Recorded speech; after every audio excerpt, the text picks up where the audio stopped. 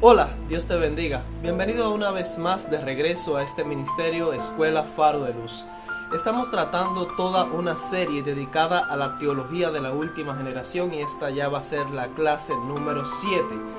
Estamos adentrándonos en la sección sobre la naturaleza humana de Cristo. Esta es la parte número 2 dedicada al asunto de la naturaleza humana de Cristo. Y vamos a tratar el tema de tomó nuestra naturaleza inferior caída. Eso es lo que vamos a tratar de demostrar en esta clase. En la clase anterior tratamos el asunto de cuán real fue para Cristo la naturaleza humana que tomó durante la encarnación. Aprendimos que en verdad Cristo llevó sobre sí la naturaleza humana con todas sus cualidades. La herencia de la humanidad fue algo intrínseco para Cristo. Fue 100% hombre como nosotros lo somos. Aunque continuaba siendo Dios eterno, eso no le sirvió como ventaja alguna, pues había depuesto el poder divino para vivir como uno de nosotros en la experiencia humana. Ahora, Cristo no llevó la humanidad de forma aparente o vicaria, como algunos han señalado. Él en verdad poseyó la naturaleza humana.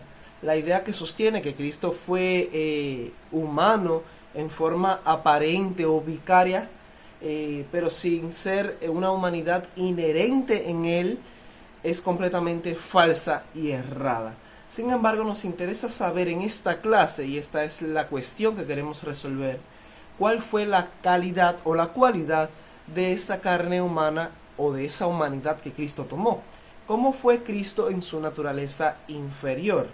¿Qué tipo de naturaleza humana tuvo en su herencia? En su herencia biológica de la carne humana, ¿qué tipo de carne tomó sobre sí? Sobre esta cuestión, encontramos la siguiente cita en el mismo libro que hemos estado cuestionando, el libro Preguntas sobre Doctrinas, en la página 321, hablando de la calidad de la carne que Cristo tomó, dice lo siguiente. Bien se podía decir de él que fue escogido de entre el pueblo, porque fue santo, inocente, sin mancha, apartado de los pecadores. Cita Hebreos 7:26. Entró a formar parte de la humanidad no por generación natural, sino mediante un milagro. Su nacimiento fue sobrenatural. Dios era su Padre. Aunque nació en la carne, era no obstante Dios, y estaba exento de todas las pasiones y contaminaciones heredadas que corrompen a los descendientes naturales de Adán. Era sin pecado no solo en su conducta externa, sino en su naturaleza misma. Así que según esta teoría que propone el libro Preguntas sobre Doctrina, pues la calidad de la carne humana que Cristo tomó, pues estaba exenta de las pasiones naturales y de las contaminaciones hereditarias, pues que todo descendiente natural de Adán pues posee por herencia. Dice que él era no solo sin pecado en su conducta o comportamiento, en el carácter que Cristo desarrolló en las facultades superiores, sino que su naturaleza misma, su carne, era sin pecado, lo que podríamos llamar carne santa. Esa fue la postura que adoptó el libro Preguntas sobre Doctrina. Algunos han señalado que esa es la postura prelapsaria de la naturaleza humana de Cristo, que significa que Cristo tomó la naturaleza de Adán antes de la caída. Y esto es lo que argumenta este libro. Y ya hemos visto en la clase anterior que también ellos proponen que la naturaleza humana que Cristo tomó no fue innata e intrínseca en él, sino que fue vicaria. Él la tomó de forma vicaria. En un libro un poco más actualizado, el libro Creencias de los Adventistas del Séptimo Día, la página 56, leemos: se mantuvo libre de la corrupción hereditaria. Jesús no poseía propensiones ni inclinaciones al mal, ni siquiera pasiones pecaminosas. Algo en lo que coincide también este libro es el hecho de que Cristo durante su herencia pues no heredó las pasiones, no tuvo una herencia natural completa como la que tiene todo descendiente de Adán. Él estaba exento de las pasiones y de las tendencias de esa llamada corrupción hereditaria, las propensiones y las inclinaciones al mal y de las pasiones pecaminosas que todo descendiente natural de Adán hereda. Ahora, como hemos aprendido en clases anteriores, en la naturaleza humana operan dos fuerzas o principios que se oponen entre sí, la naturaleza inferior y la naturaleza superior.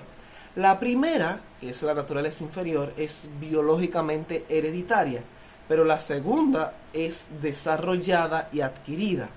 Cuando Cristo tomó nuestra humanidad, pues Él también poseyó estos dos principios o estas dos fuerzas en Él. Cristo tenía una naturaleza inferior y una naturaleza superior. En esta clase queremos saber lo que tiene que decir la Biblia y el espíritu de profecía respecto a qué tipo de naturaleza biológica y hereditaria pues tomó Cristo en su naturaleza inferior. Queremos saber cómo era Él en su carne humana. Cuando se trata de este asunto, algunos aplican erróneamente a la naturaleza de la carne de Cristo textos que en su contexto no están hablando en lo absoluto de la carne de Cristo, sino de su carácter o naturaleza superior.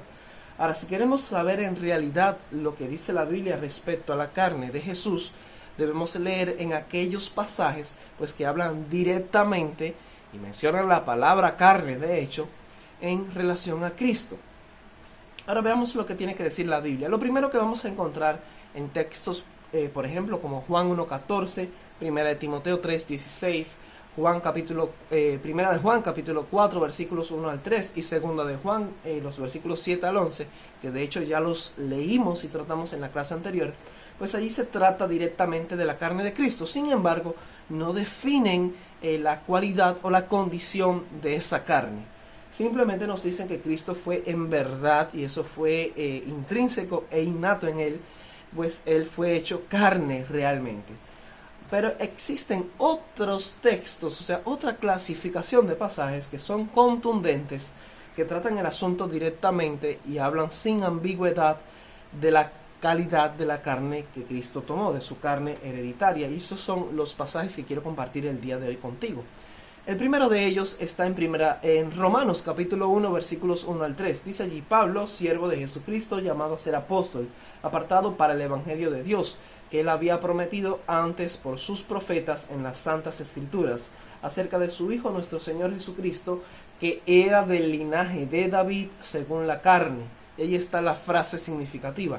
A diferencia de los otros pasajes que no contribuyen en la especificación de la cualidad de la carne de Cristo, este texto nos deja claro que Cristo era del linaje de David según la carne, lo que significa que la carne de Cristo era del mismo tipo, de la misma calidad de la carne de David. La palabra traducida allí como linaje en este pasaje es el griego sperma. Es de ahí que derivan las palabras esperma en español y espermatozoide. La palabra transmite la idea de algo sembrado o algo derramado, que incluye el esperma masculino. Por implicación se refiere a la descendencia natural o biológica. Es traducida en otros lugares como descendencia, descendiente, semilla o simiente, lo que significa que Cristo era de la genética o de la biología del rey David, según el tipo o la calidad de herencia o carne. Si hubiésemos hecho en los tiempos de Jesús un análisis de la sangre de Cristo, del ADN de Cristo, encontraríamos el parentesco biológico indiscutible con la ascendencia del rey David. Cabe recordar aquí que fue el mismo rey David quien escribió o pronunció las palabras del Salmo 51:5 que señalan: en maldad he sido formado y en pecado me concibió mi madre. De modo que no cabe duda alguna que la calidad de la carne de David era caída y pecaminosa. Ya por ahí vamos comprendiendo un poco. Por eso la hermana White no tuvo ambigüedad en señalar esto. En el Ministerio Médico, la página 237, párrafo 3, leemos lo siguiente: debe revelarse diariamente la compasión del Salvador. Debe seguirse el ejemplo que Él dejó. Él tomó sobre su naturaleza sin pecado nuestra naturaleza pecaminosa para saber cómo socorrer a los que son tentados. Y algunos se alarman con esto cuando señalamos o decimos que Cristo tomó nuestra naturaleza pecaminosa, pues se considera esto una herejía. Pero estos hermanos, incluso hermanos adventistas, que nos consideran herejes por decir algo así, pues están en contraposición con lo que dice el espíritu de profecía. Esto no es un invento nuestro, no es algo que se inventó la teología de la última generación, es algo claro en los testimonios del espíritu de profecía. Ella enfáticamente dice que Cristo tomó nuestra naturaleza pecaminosa. Los testimonios son claros. Evidentemente esta declaración no podría estar hablando de la mente de Cristo. Él no tuvo pensamientos, hábitos o un carácter pecaminoso, no. La única naturaleza pecaminosa que pudo haber tomado sobre sí debió ser a través de la herencia en la carne, o sea, en su naturaleza inferior. De esto entendemos que la naturaleza inferior de Cristo era caída y pecaminosa como la nuestra. Otro detalle a destacar que dice esta cita bien claro es el hecho de que el haber tomado precisamente nuestra naturaleza pecaminosa es lo que hace posible que Él pueda socorrer a los que son tentados. De otra manera no podría no podría socorrernos. De modo que este concepto, evidentemente, en los testimonios no es un invento de la teología de la última generación. Otro texto de la Biblia bien claro y contundente es Romanos capítulo 8, los versículos 1 al 4. Dice: ahora pues, ninguna condenación hay para los que están en Cristo Jesús, los que no andan conforme a la carne, sino conforme al Espíritu. Porque la ley del Espíritu de vida en Cristo Jesús me ha librado de la ley del pecado y de la muerte. Porque lo que era imposible para la ley, por cuanto era débil por la carne, Dios, enviando a su Hijo en semejanza de carne de pecado, y a causa del pecado, condenó al pecado en la carne, para que la justicia de la ley se cumpliese en nosotros, que no andamos conforme a la carne, sino conforme al Espíritu. Los textos de Romanos capítulo 8, los versículos 1 al 4, quizás sean los pasajes más conocidos y debatidos y citados en relación a este tema. Desde luego es un texto claro y contundente. Deja bien establecido qué tipo de carne heredó Cristo, la cual se clasifica allí como carne de pecado. Pero este pasaje va mucho más allá de lo que deseamos definir. Incluso nos explica las razones por las que Cristo tenía que venir en semejanza de carne de pecado. Y es que Cristo hizo eso precisamente, dice allí, a causa del pecado, para poder condenar al pecado en la carne. Esto significa que no había otra manera de realizar esta misión que no fuese tomando la semejanza de carne de pecado. Si Cristo quería condenar el pecado en la carne, debía estar en la carne de pecado. De ahí la importancia que tiene este asunto. En el manuscrito volumen 10, manuscrito liberado volumen 10, página 176, párrafo 1, el hermano White dijo lo siguiente: aquel que asumió la humanidad sobre sí mismo sabe cómo compadecerse de los sufrimientos de la humanidad. Tenía la misma naturaleza que el pecador, aunque no conoció pecado, para poder condenar el pecado en la carne y poder compadecerse de los que estaban en dificultades, peligros y tentaciones que acechaban en su propio camino, mientras caminaba con los hombres. Deben obtener ayuda como él mismo la obtuvo, a través de una conexión vital con Dios. Lo que Cristo logró con eso fue, dice la Biblia, para que la justicia de la ley se cumpliese en nosotros. De otra forma, la justicia de la ley no podría cumplirse de ninguna manera en nosotros. Eso es mucho más significativo que la justicia de la ley meramente se declarase en nosotros. Cristo quería que esa justicia se cumpliese o se manifestase en nosotros, para que no anduviésemos más conforme a la carne. Aquí vemos la relación que hay entre la naturaleza de la carne de Cristo, que Cristo tomó sobre sí, y la posibilidad de que la justicia se cumpla o no en nosotros por experiencia. De ahí que el completo plan de redención sería imposible si Cristo no hubiese tenido la misma naturaleza que el pecador, como señala la cita de Elena de White que acabo de leerles. Nótese que dice que él tenía la misma naturaleza que el pecador. Así que la hermana White no tiene pelos en la lengua para decir esto.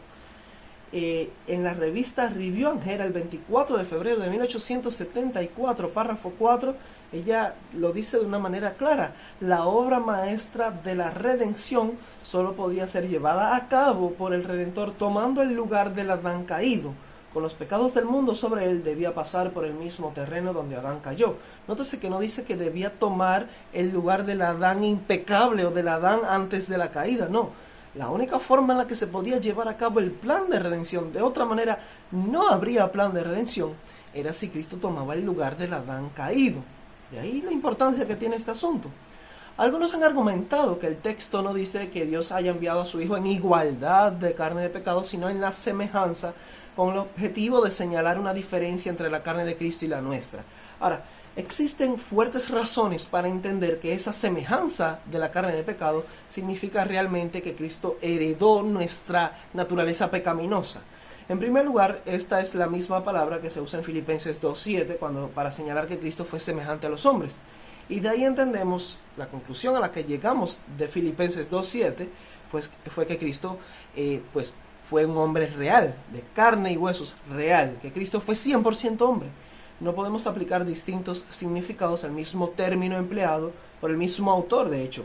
Si semejante a los hombres se entiende que como siendo 100% hombre, entonces en semejanza de carne de pecado debe entenderse como siendo 100% carne de pecado. Si bien Cristo no solo era hombre, sino que también era Dios, su humanidad era 100% igual a la nuestra. De la misma manera, Cristo tomó sobre sí la carne de pecado, 100% la misma carne de pecado nuestra, pero no vivió o no se comportó, su conducta o su carácter no fue conforme a las apelaciones de esa carne de pecado, y de eso vamos a tratar en nuestra próxima clase, cuando hablemos de la naturaleza superior de Cristo o su carácter. En Romanos capítulo 9, versículos 1 al 5, también leemos allí un texto más que nos especifica la calidad o cualidad de la carne de Cristo.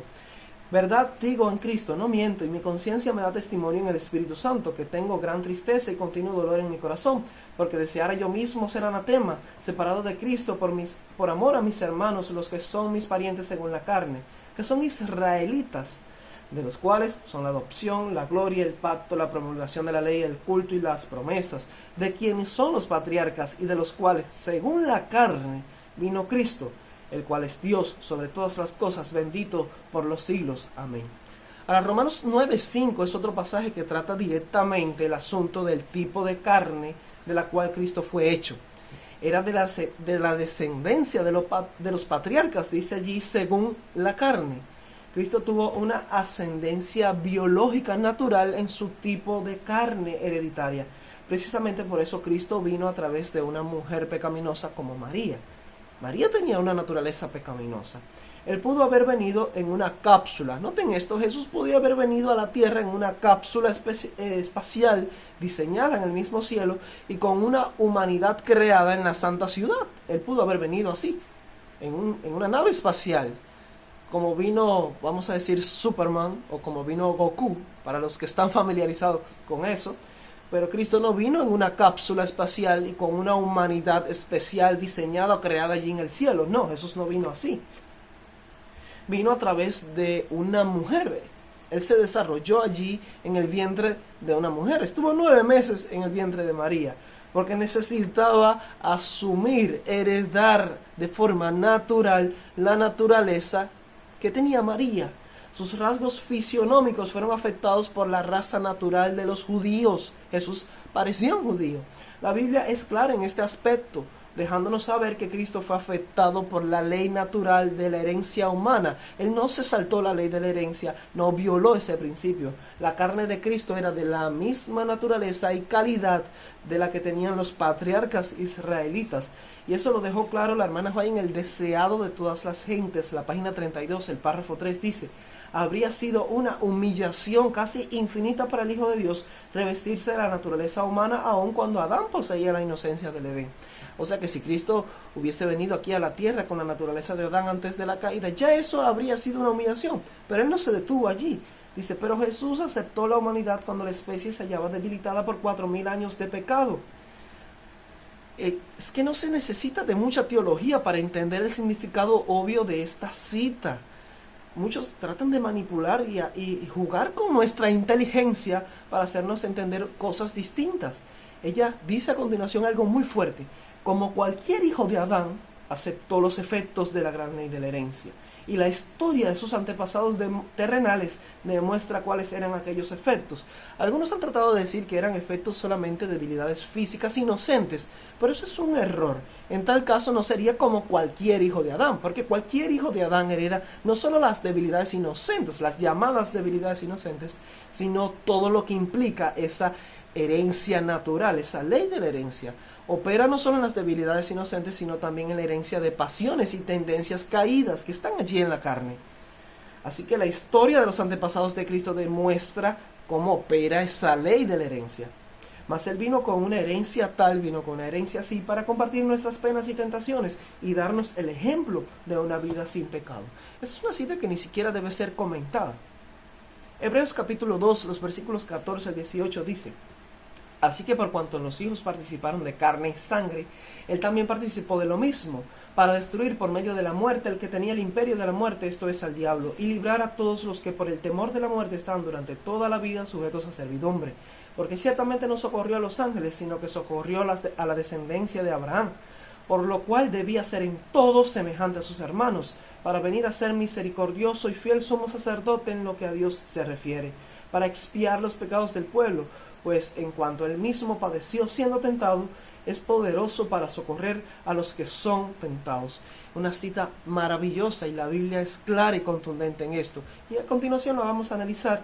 Déjame primero compartir contigo, en armonía con esta cita bíblica, una declaración del Espíritu de Profecía que aparece en Mensajes Selectos, tomo 3, la página 145, el párrafo 4, dice así: como Dios que era, no podía ser tentado, pero como hombre podía serlo y con mucha fuerza, y podía ceder a las tentaciones. Su naturaleza humana pasó por la misma prueba por la cual pasaron Adán y Eva. Su naturaleza, o sea, la de Cristo, humana, su naturaleza humana era creada, ni aún poseía las facultades de los ángeles. Era humana, idéntica a la nuestra. Así que dice allí que era humana idéntica a la nuestra, idéntica a la tuya, idéntica a la mía, la que yo tengo. Pablo no es ambiguo en este tema, tampoco Elena de Hoy. La claridad de estas palabras deja sin excusa alguna al lector. Cristo participó de la misma carne y sangre de la que participan los hijos. Además está especificar que la carne de la que participan los hijos no es otra que la carne pecaminosa.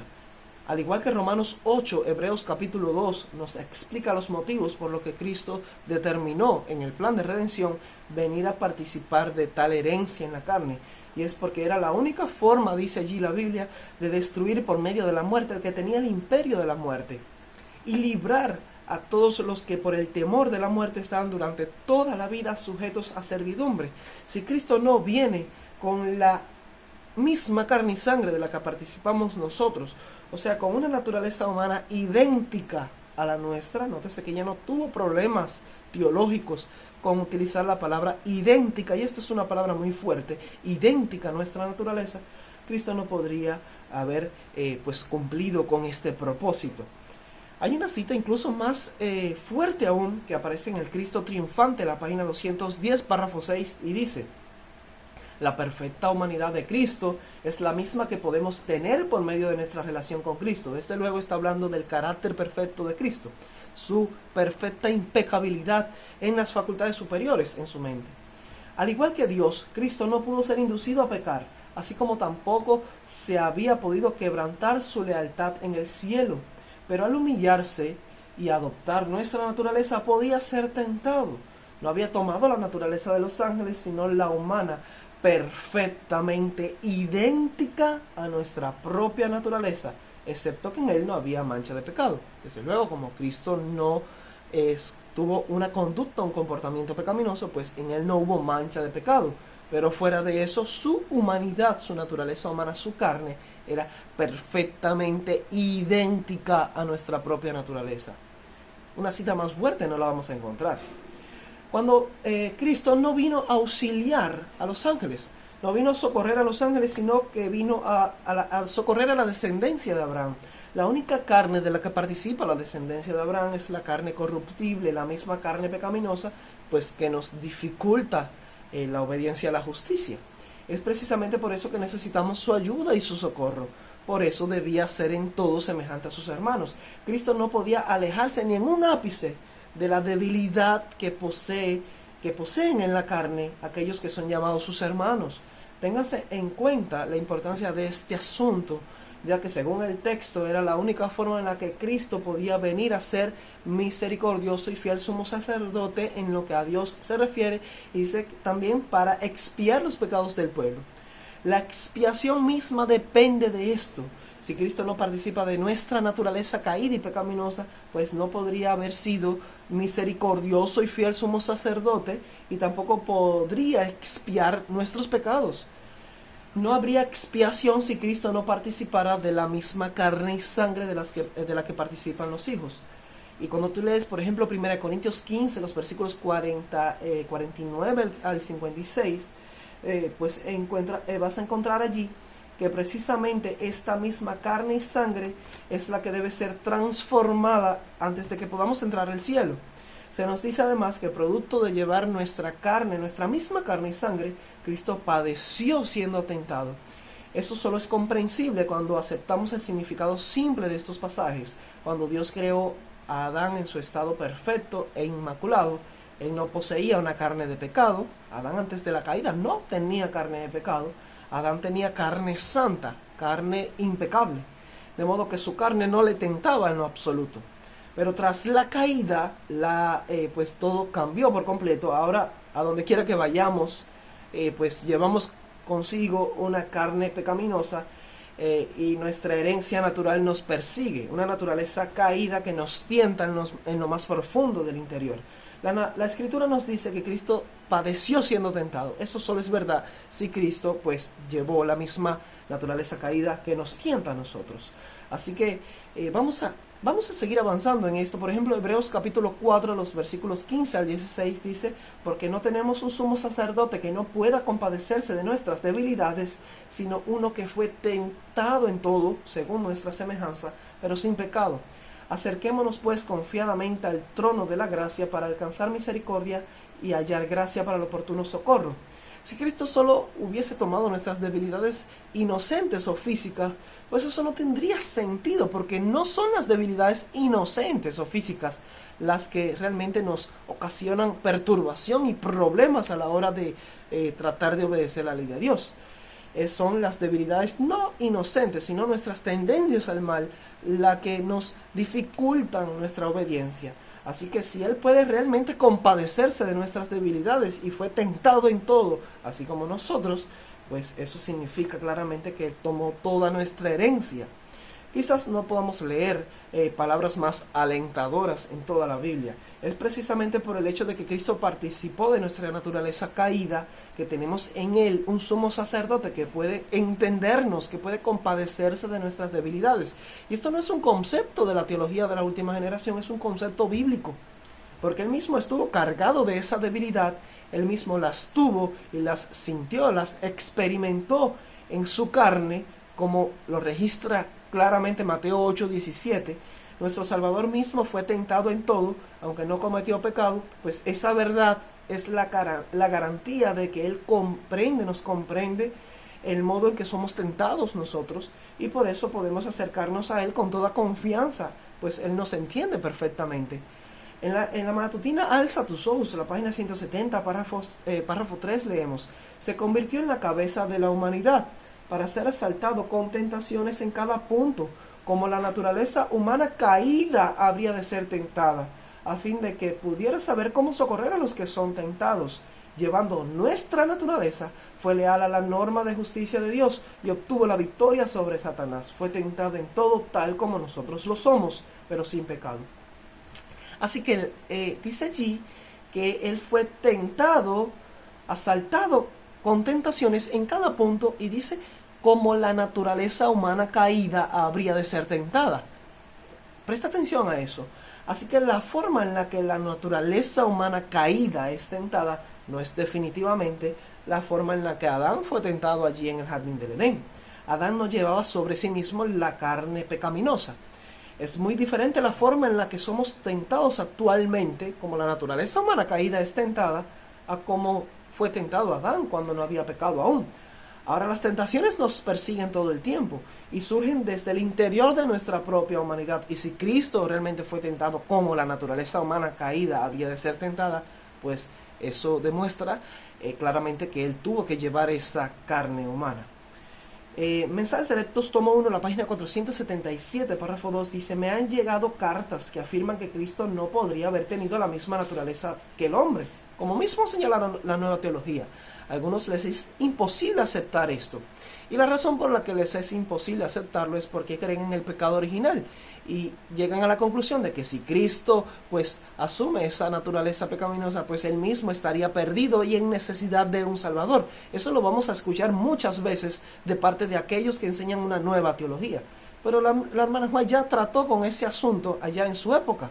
Y muchos escribieron cartas a Elena de White diciendo, no, Cristo no puede tener la misma naturaleza que nosotros tenemos, porque si la hubiese tenido, él habría sido un pecador. Y eso textualmente dice aquí. Cristo no podría haber tenido la misma naturaleza que el hombre, pues si la hubiera tenido, habría caído bajo tentaciones similares. Ahora la hermana White contesta a eso y dice claramente, si no hubiera tenido la naturaleza del hombre, no podría ser nuestro ejemplo. Si no hubiera sido participante de nuestra naturaleza, no podría haber sido tentado como lo ha sido el hombre. Si no hubiera sido posible rendirse ante la tentación, no podría ser nuestro ayudador.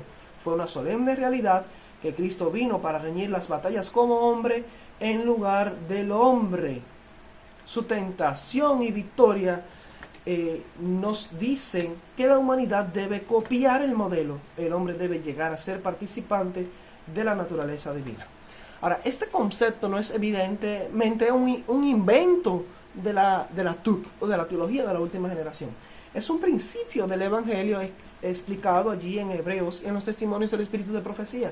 Si Cristo no tuvo nuestra naturaleza caída, entonces no puede ser mi ejemplo y no puede ser tentado como lo somos tentados nosotros. Era esencial que Cristo fuese tentado como somos nosotros, como somos tentados en la carne pecaminosa, y nos proveyera así un ejemplo de victoria sobre las tentaciones que asaltan al hombre.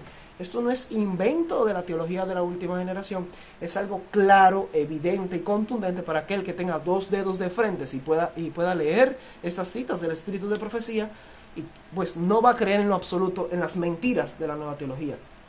Hebreos capítulo 5, versículos 7 al 10 dice, y Cristo en los días de su carne, ofreciendo ruegos y súplicas con gran clamor y lágrimas al que le podía librar de la muerte, fue oído a causa de su temor reverente, y aunque era hijo, por lo que padeció aprendió la obediencia, y habiendo sido perfeccionado vino a ser autor de eterna salvación para todos los que le obedecen, y fue declarado por Dios sumo sacerdote según el orden de Melquisedec. Ahora, no intentamos aquí forzar una idea o el significado simple de los pasajes presentados. Los textos son claros y no necesitan ser argumentados mucho. La razón por la que ofrezco una explicación en este vídeo, una explicación detallada, es porque muchos tuercen el significado obvio de las Escrituras. Hay al menos 3 señalamientos en esta cita que acabo de leerles que ameritan nuestra atención. En primer lugar, debemos resaltar la expresión en los días de su carne. ¿Cómo deberíamos entender eso? Tengamos en cuenta que Cristo Jesús tomó la naturaleza humana para llevarla por la eternidad. Así que Cristo no se va a deshacer de su carne. Eso lo deja claro Hebreos capítulo 10, los versículos 19 al 22. Y si Cristo poseerá para siempre la carne humana, ¿qué quiso decir el autor de Hebreos al hablar de Cristo como en los días de su carne?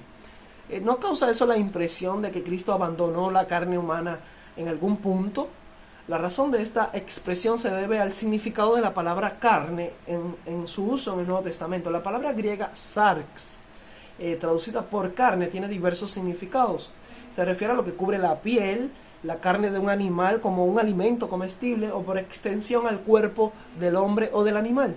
También el término sarx griego pues significa lo externo y por lo que es el parentesco, pero también sobre todo implica la naturaleza humana con su característica, con su debilidad física, moral y las pasiones humanas. ¿Qué significado tuvo en mente Pablo cuando escribió Cristo en los días de su carne, como dice ahí? Ahora, puesto que Cristo aún conserva la carne humana, Pablo no podía haberse referido a la carne humana como tal, como tiempo pasado, pues estaría incorrecto referirnos a la carne de Cristo como un hecho del pasado. Pero si tomamos en cuenta el significado que implica la naturaleza humana inferior con sus debilidades y pasiones naturales, entonces lo que escribió Pablo, lo que quiso decir es en referencia a Cristo cuando vivía en esta tierra bajo los efectos de la carne pecaminosa. porque la única diferencia entre la carne que tiene Cristo actualmente allí en el santuario y la que tuvo cuando está aquí en la tierra es que ya la carne o naturaleza humana de Cristo en el santuario es una carne glorificada, ya no es pecaminosa ni caída. Este pasaje demuestra de forma inconfundible y de una forma un poquito más indirecta que la carne que tuvo Cristo aquí en la tierra fue la carne caída, la pecaminosa. En segundo lugar, se señala allí que Cristo, por lo que padeció, aprendió la obediencia. Esto es algo muy significativo, puesto que Adán, en su estado inmaculado, no tuvo que aprender la obediencia. Las facultades inferiores de Adán estaban en perfecta simetría y armonía con la voluntad de Dios. Para Adán, el obedecer y rendir una perfecta justicia ante la ley era tan natural como respirar. De modo que son los que poseen una naturaleza caída los que tienen que aprender el significado de la obediencia. Desde luego, esto no implica que Cristo haya desobedecido alguna vez y haya tenido que recibir corrección, sino que tuvo que aprender a someter su voluntad humana a la voluntad de Dios para así aprender la obediencia. En la revista Señales de los Tiempos, 17 de octubre de 1900, párrafo 13, leemos: Cristo vivió una vida humana para poder ser el ejemplo del hombre en todas las cosas. Él resistió la tentación del mismo modo en que cada ser humano debe aguantar. Él le creyó a Dios como nosotros debemos creer.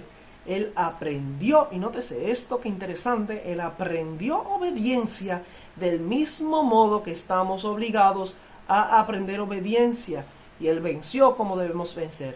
En su camino padeció múltiples tentaciones directas, pero él sabe cómo socorrer a todos los que son tentados. Una cita muy clara y contundente, no necesita explicación. Por último, también leíamos que, habiendo sido perfeccionado, vino a ser autor de eterna salvación para todos los que le obedecen, y fue declarado por Dios sumo sacerdote según el orden de Melquisedec. Esto significa que Cristo, mediante su experiencia en la carne caída, al enfrentar las mismas dificultades y las mismas tentaciones que enfrentan los hijos, al batallar con las tentaciones que experimentamos de forma común los descendientes de Adán, fue capacitado para comprender nuestra situación. Al forjar un carácter impecable en tales circunstancias, señaló así el mejor camino hacia la perfección, dejándonos un ejemplo para que sigamos sus pisadas, como señala claramente Primera de Pedro, capítulo 2, los versículos 21 al 24. Cristo fue hecho perfecto mediante su experiencia. Por eso Isaías 53, 10 al 12 dice que por su experiencia justificará mi siervo justo a muchos, para estar capacitado como el mejor sacerdote que podía ofrecer el universo. Por eso el autor de Hebreos señala en Hebreos capítulo 2, los versículos 10 al 11 lo siguiente: porque convenía a aquel por cuya causa son todas las cosas, y por quien todas las cosas subsisten, que habiendo de llevar muchos hijos a la gloria, perfeccionase por aflicciones al autor de la salvación de ellos. Porque el que santifica y los que son santificados de uno son todos, por lo cual no se avergüenza de llamarlos hermanos. Esta es la verdad que la Biblia nos ofrece sobre la naturaleza humana de Jesús, la que Él heredó en la carne. Fue perfeccionado a través del sufrimiento proporcionado mediante la aflicción en la carne, enfrentando nuestras tentaciones y conflictos, nuestras luchas y pruebas, aprendiendo así la obediencia. Pero la Biblia va incluso más allá de todo esto y es aún más fuerte. Vamos a leer, por ejemplo, Gálatas capítulo 4 y 5. Capítulo 4, los versículos 4 y 5.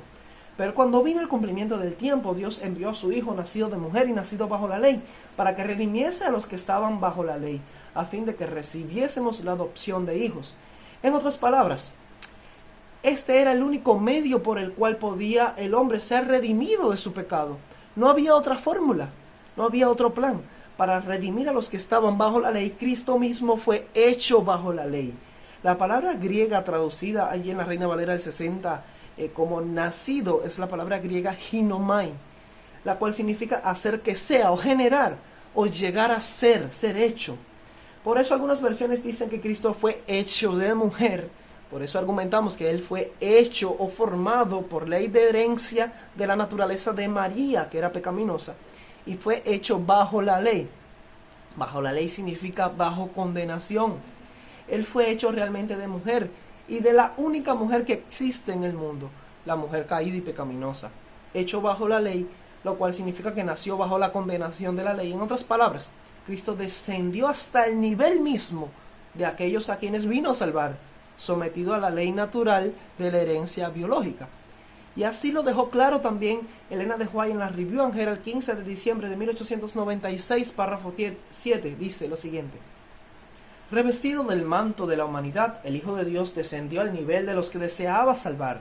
En él no había ni, nótese que no es un invento mío, lo dice bien claro ahí, descendió al nivel, a la condición, al estado de los que deseaba salvar. En él no había ni engaño ni pecado, siempre fue puro e incontaminado. Ahí desde luego está hablando de su carácter, de su comportamiento. Él siempre, no había en él engaño ni pecado, siempre fue puro e incontaminado. De eso vamos a hablar en nuestra clase siguiente.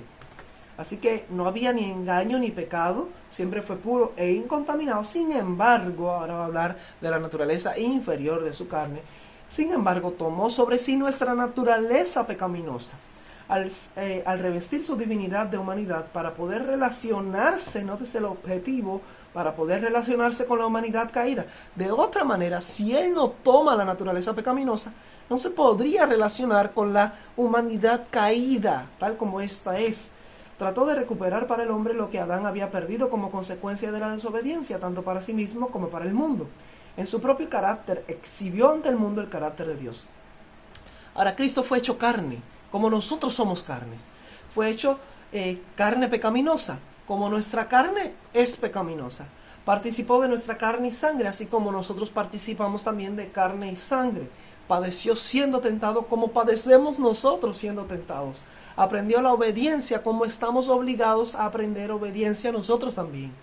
E hizo todo esto, dice la Biblia, para efectivamente salvarnos, para que la justicia de la ley se cumpliese de forma vivencial en nuestra experiencia, para destruir por medio de la muerte al que tenía el imperio de la muerte, y librar a todos los que por el temor de la muerte estaban durante toda su vida sujetos a servidumbre, para poder expiar los pecados del pueblo. Mira, no hay ninguna doctrina de la expiación que sea correcta, que no señale que Cristo tomó para poder expiar nuestros pecados, tomó nuestra naturaleza pecaminosa. Estas doctrinas están estrechamente relacionadas, no se puede creer una cosa sin la otra.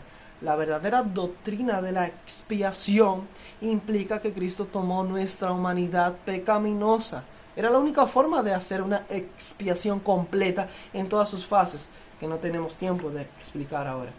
Para que habiendo sido perfeccionado, viniera a ser autor de eterna salvación para todos los que le obedecen, para que redimiese a los que estaban bajo la ley. Todo eso, la única forma de que fuese posible era si Cristo tomaba nuestra humanidad caída.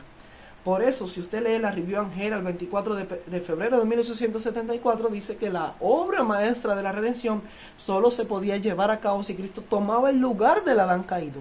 Si no tomaba el lugar del Adán caído, podríamos decirle chao, adiós a la obra de la redención. No hay salvación, no hay plan de redención si Cristo no toma el lugar del Adán caído.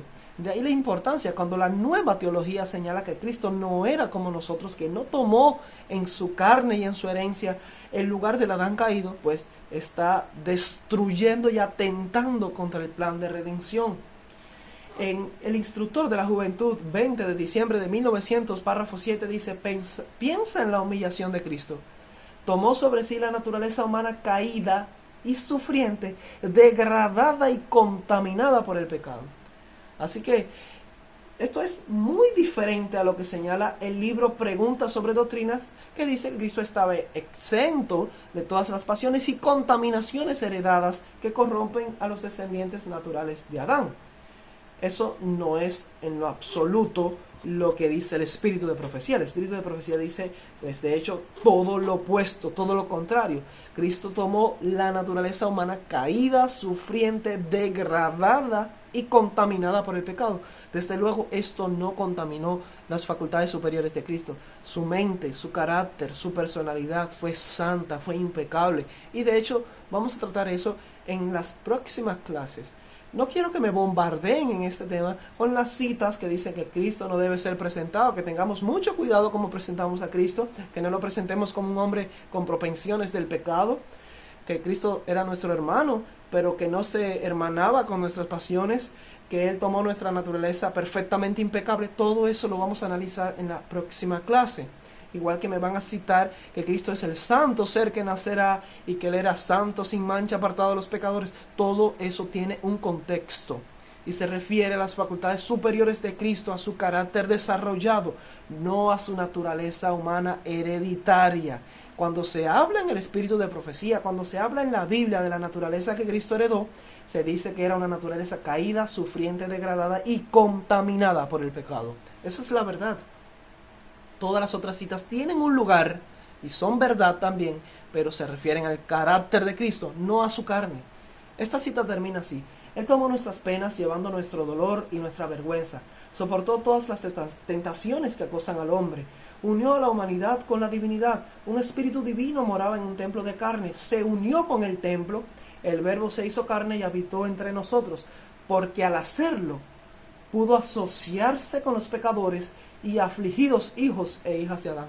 Nótese que la única forma en la que Él podía asociarse o relacionarse con los pecadores y afligidos hijos e hijas de Adán era tomando ese tipo de naturaleza humana.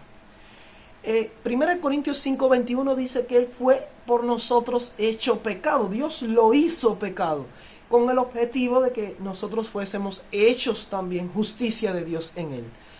De otra manera, si Cristo no es hecho pecado, nosotros no podríamos ser hechos justicia de Dios en Él. Y algunos van a decir, no, pero eso se refiere a la cruz, eso no se refiere a la humanidad que Cristo tomó.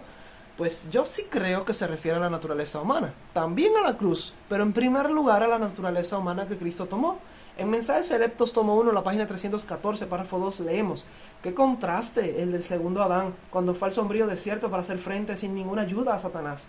Desde la caída, la raza humana había estado disminuyendo en tamaño, en fortaleza física y hundiéndose más profundamente en la escala de la dignidad moral.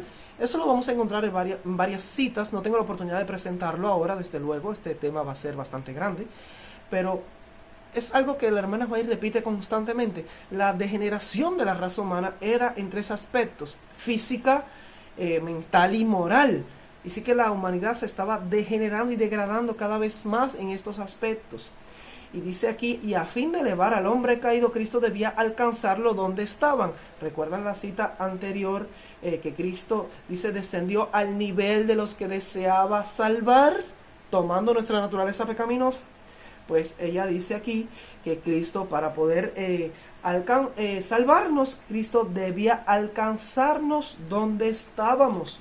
Debía alcanzar al hombre donde éste estaba, en su degeneración física, mental y moral, hundiéndose más profundamente en la escala de la dignidad moral. Ese es el significado obvio de la cita. Si no se la manipula, si no vienen los eruditos y argumentan un montón de palabras para explicar el error en su forma torcida, pues eso es lo que sí quiere decir esta cita. Dice a continuación: Él tomó la naturaleza humana y llevó las debilidades y la degeneración del hombre.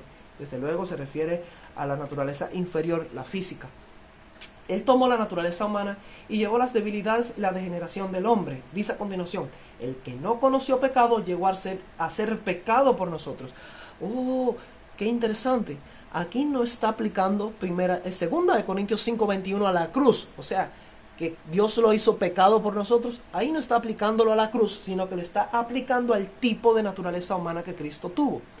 Hay una cita del erudito Norman Galley que dice que el único lugar, el único momento cuando Cristo fue hecho pecado fue en la cruz. Pero no sucede así en la comprensión que tenía Ellen White.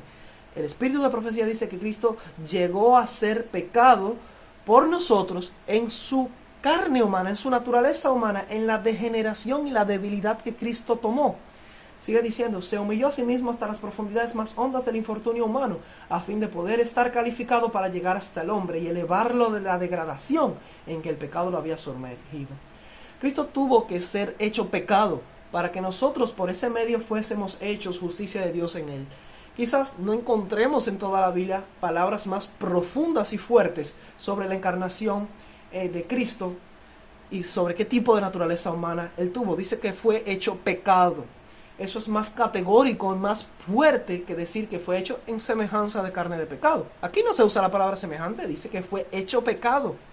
Todos nuestros pecados fueron o bien imputados o bien impartidos a Cristo por medio de la ley de la herencia. Jehová cargó en Él el pecado de todos nosotros, dice Isaías 53:6. Cristo es el portador de nuestros pecados. Desde luego, ninguno de esos pecados le contaminó en su mente. Primera de Pedro 4, 1 y 2, y ese es el último texto que vamos a leer de la Biblia, dice: puesto que Cristo ha padecido por nosotros en la carne, vosotros también armaos del mismo pensamiento, pues quien ha padecido en la carne terminó con el pecado, para no vivir el tiempo que resta en la carne, conforme a las concupiscencias de los hombres, sino conforme a la voluntad de Dios. Ahora, el significado del pasaje es claro. Cristo padeció por nosotros en la carne. Sería absurdo considerar que eso es verdad cuando creemos que la carne de Cristo, que Cristo tomó, era carne santa o perfecta. Tal idea no es compatible con el peso de la evidencia bíblica. El padecimiento en la carne se debe precisamente a la cualidad de la carne pecaminosa. Y si alguien se siente tentado a creer que ese padecimiento se debió a los sufrimientos físicos de la cruz, el contexto mismo derriba tal idea. Pues se habla de terminar con el pecado, de poner fin al pecado, para no vivir conforme a la carne y sus concupiscencias. Eso habla de la experiencia humana. De modo que si el padecimiento de Cristo en la carne es significativo para ti y para mí, eso es solo posible si Él también tuvo que enfrentarse con la carne pecaminosa, con sus tentaciones y pasiones, instándonos a armarnos del mismo pensamiento. Mensajes Selectos, tomo 2, página 151, párrafo 2, dice: aunque no tenía ninguna mancha de pecado en su carácter, nótese dónde es que Cristo no tenía ninguna mancha de pecado, es en su carácter. Y esa va a ser la próxima clase. Allí voy a leer todas esas citas que les gustan mucho a los de la Nueva Teología, porque esas citas hablan del carácter de Cristo. Dice: condescendió en relacionar nuestra naturaleza humana caída con su divinidad. Al tomar sobre sí mismo la humanidad, honró a la humanidad. Al tomar nuestra naturaleza caída, mostró lo que ésta podría llegar a ser si aceptaba la amplia provisión que Él había hecho para ellos y llegaba a ser participante de la naturaleza divina. La idea de que Cristo venció el pecado en naturaleza humana caída y pecaminosa, demostrando así lo que es posible para nosotros, gracias a la misma ayuda y a la misma fuente de poder que estuvo disponible para Él, eso no es un invento de la teología de la última generación. Nosotros no nos hemos inventado eso. No es una idea absurda o ridícula. Por el contrario, es la dinámica del verdadero evangelio. Y esto es algo de lo que está impregnado los escritos de Elena de White y también la Biblia. Esta es la causa del rescate completo del pecado en Cristo Jesús. Él demostró lo que la naturaleza humana caída puede llegar a ser si repite su ejemplo. Mensajes Selectos, tomo 3, página 146, párrafo 2. Cristo vino a vivir la ley en su carácter humano, exactamente de la misma manera en que todos pueden cumplirla en la naturaleza humana si hacen lo que Cristo hizo. Él había inspirado a los hombres santos de la antigüedad a escribir para beneficio del hombre: ¿os forzará alguien mi fortaleza? Hagan paz conmigo, sí, hagan paz conmigo. Se ha hecho abundante provisión para que el hombre finito y caído pueda relacionarse de tal manera con Dios que gracias a la misma fuente por la cual Cristo venció en su naturaleza humana, el hombre pueda resistir firmemente toda tentación como lo hizo Cristo. Estaba sujeto a las dificultades que tiene la naturaleza humana, respiraba el aire del mismo mundo que nosotros respiramos, actuó y viajó en el mismo mundo que habitamos, el cual, según las claras evidencias que tenemos, no era más amigable a la gracia y a la justicia de lo que es hoy. Cristo ha dispuesto las cosas de tal forma que no haya excusa alguna para el pecado y la imperfección de carácter humano. Nadie nunca podrá apelar a su naturaleza caída y pecaminosa como un argumento contra Dios en su alegación del por qué no logró alcanzar la norma del juicio y la salvación. Cristo ha trazado el camino al dejarnos un ejemplo de victoria en la naturaleza humana caída. De ahí la importancia que tiene para el Evangelio que Cristo haya participado de nuestra herencia biológica, que se haya sujetado a la ley de la herencia como cualquier hijo de Adán, como dice el Espíritu de Profecía. No existe en verdad salvación ni evangelio si Cristo no venció en la naturaleza pecaminosa, dejándonos un ejemplo para que sigamos sus pisadas. Ahora, yo creo que he presentado evidencia abrumadora, tanto de la Biblia como del Espíritu de Profecía, para demostrar y para dejar este asunto de una manera clara sobre qué tipo de naturaleza humana o naturaleza inferior en la carne tuvo Cristo por medio de la ley de la herencia. Ahora, cuando estudiamos el tema de la naturaleza humana de Cristo, tenemos que hacer una distinción clara entre lo que dicen los escritos inspirados respecto a la naturaleza física, biológica y hereditaria, o sea, la naturaleza inferior, el cuerpo, los miembros, ¿recuerdan? Lo explicamos en clases anteriores. Y lo que dicen los escritos inspirados respecto a la naturaleza superior en la mente y el carácter de Cristo. Ahora, los textos son claros. En su humanidad, Cristo participó o heredó la misma naturaleza caída y pecaminosa que poseen los descendientes caídos de Adán. Y eso significó para él lo mismo que significa para ti, para mí, para todos nosotros, el poseer una carne pecaminosa. Sin embargo, en su naturaleza superior, Cristo fue muy distinto a cómo nos comportamos nosotros. Y allí es donde está precisamente su ejemplo. Pero eso va a ser la siguiente clase. Así que no te pierdas esta serie. Dios te bendiga. Espero que este material haya sido de bendición para ti. Ayúdame a compartirlo para llegar a esos hermanos que tienen confusión con respecto a este tema. Dios te bendiga. Maranata.